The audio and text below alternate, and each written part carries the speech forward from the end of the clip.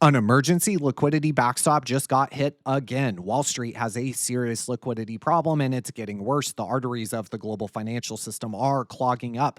Banks are scrambling for cash, interest rates are skyrocketing, and the Fed is stepping in with emergency lifelines. So, again, here is the standing repo facility. This is a Fed facility for financial firms that are in desperate need of liquidity, of cash, of actual dollars. Remember, the reverse repo facility, that is also a Fed facility, that is the exact opposite. That is where the Fed is trying to sterilize excess dollars to prevent them from going out into the economy, pushing up goods and services. So they take cash from the financial firms and give them collateral on an overnight basis. That is the reverse repo. Here we're looking at the standing repo, and it just got hit for another $8.4 billion.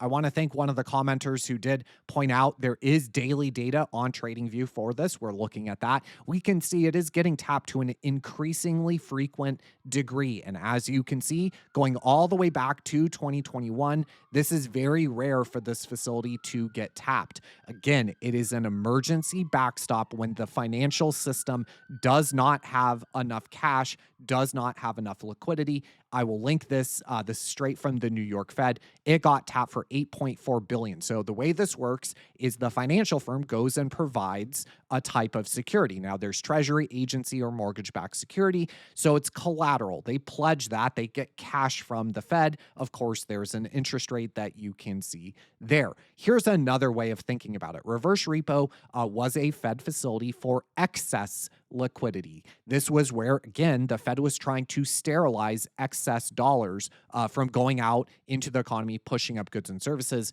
causing inflation. Here, the standing repo, that is the exact opposite. That is the Fed facility for a shortage of liquidity. And we can take a difference between the two and find that we are at negative 6 billion below zero, again, indicating that this is the lowest going all the way back to July of 2020. Now, for some reason, TradingView is not updated yet, but I did check the reverse repo and the standing repo. It is negative 6 billion if you take a spread there. Again, indicating we have moved from a regime of abundant liquidity to one of scarce liquidity. And SOFR, or specifically the secured overnight funding rate minus the reverse repo award rate, that spread has been telling us that we are entering this scarce liquidity regime for a while now. We have been covering it for about 2 months, at least going back to July. We can see that SOFR is starting to become elevated. So not only is the standing repo facility getting tapped and the level there is higher than the reverse repo, again, causing this to go negative for the first time since July of 2020. Of course, by the way, this is the 2019 repo rate crisis, repo rate spike back there right before 2020. Not only is it going negative for the first time since 2020, or to the largest degree, since 2020, but of course, SOFR, a secured overnight funding rate, this is the interest rate for overnight dollar loans, that spread over the reverse repo interest rate or award rate, that spread is elevated and it is continuing to be elevated. So on Thursday, we had SOFR at 4.24. Now you'll notice the blue line, this is the Fed's discount window. This is the Fed's way of trying to set a ceiling on the price of money itself, on the price of a dollar. They use many different static interest rates to do that. One of them is the discount window rate. This is to set a ceiling saying no matter how scarce dollars get, we will always sell them to you at, right now, it's 4.25%.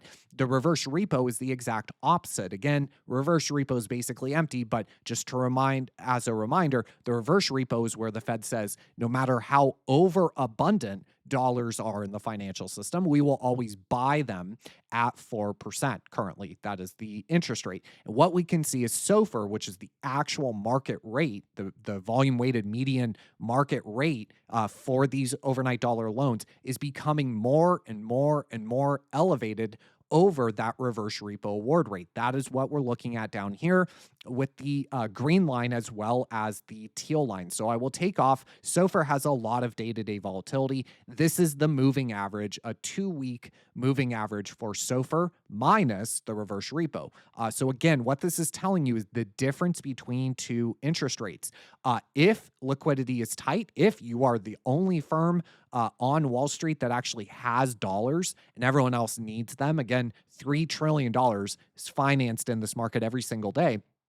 If you're the only firm with cash on Wall Street, you get to set a higher price. Well, with this, that would be a higher interest rate. And what we're looking at again is the difference between that interest rate, which accurately reflects kind of supply and demand of collateral and dollars on kind of both sides. And what we're seeing is a severe shortage of dollars. Everyone has collateral, which is US Treasuries, agency, mortgage-backed securities. Everyone has collateral. No one actually has any cash.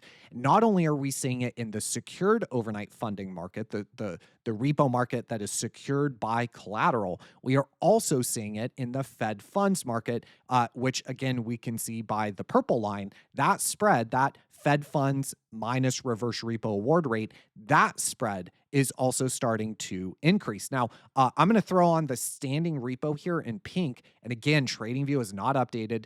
Today it is $8.4 billion for today, and it is not updated yet. But as you can see, the spike or the frequency of the spikes of the usage of this emergency liquidity backstop provided by the Fed, the frequency of this standing repo usage is coinciding pretty perfectly with an increase not only in the federal funds rate over the reverse repo, that spread, but also SOFR over the reverse repo, that spread as well, which again, we can see by the green and the teal lines. I think the moving average is the best way to think about it because there's a lot of day-to-day volatility with SOFR. Now, I want to remind everyone, it is not month end, it is not quarter end. We do have the end of October coming up here, but the past week or so has not been month end, quarter end. You cannot even make the argument that it was tax deadline, which by the way, was right here. That was what caused SOFR to reach the discount window rate. Again, very, very abnormal. So what I'm going to do is put back this,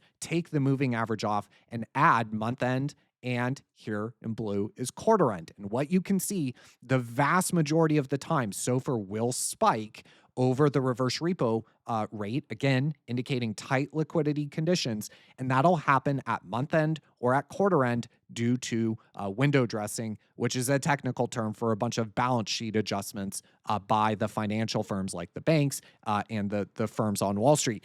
Outside of month end, quarter end, you can see it is very, very rare for SOFR to spike up to the discount window rate. Again, this was tax deadline here. SOFR was already becoming elevated. As we can see, the Fed funds started to move higher shortly after tax deadline. But outside of tax deadline, this is the only time over the past week that we have seen SOFR reach the discount window rate where it was not month end or quarter end. And this chart goes all the way back to 2024. We can review even further and see that it has never happened going all the way back to 2021. And you have to go all the way back to 2019 to find a liquidity shortage where SOFR is spiking above the discount window rate and it is not month end or quarter end. So there is a funding stress. Everyone needs dollars. No one actually has them. Therefore, the few firms that actually do have dollars get to set a higher interest rate. And right now, it is only 1 basis point below the discount window rate. If this starts to move above the discount window rate, and again, not month end, not quarter end, that could signal real problems for the Fed. But we know their response is to print a bunch of money in the form of bank reserves. That is half of the monetary base, or M0. They will print bank reserves. They will inject those into the financial system, again, by buying securities like treasuries, mortgage-backed securities from the banks. And so by doing that asset swap with the banks, the bank now gets the freshly printed cash and the Fed gets a bunch of securities to go on its balance sheet. Here is another way of looking at it. Here's the Fed funds minus the reverse repo. Again, that was the purple line down here in the lower pane. That is in white here. And then again, SOFR minus reverse repo, and then a 3-week moving average, which again, I think is probably the best way to think about it because again, there's a lot of day-to-day volatility, but what we can see is that we have been running the average average here, the 15-day average here, is 9 basis points above Fed funds.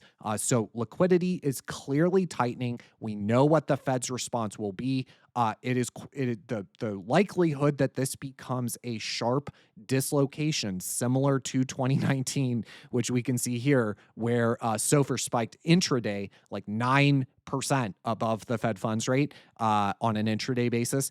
The likelihood of something like this happening is increasing. And again, what would happen in response? Well, you'd probably get a sell off in basically everything. You might get a bit into bonds. And then immediately the Fed, which is already aware of this problem, they signaled an end of QT, which is one of the reasons we're in this spot, is QT is tightening of dollar liquidity conditions. We also have the TGA up at $900 billion.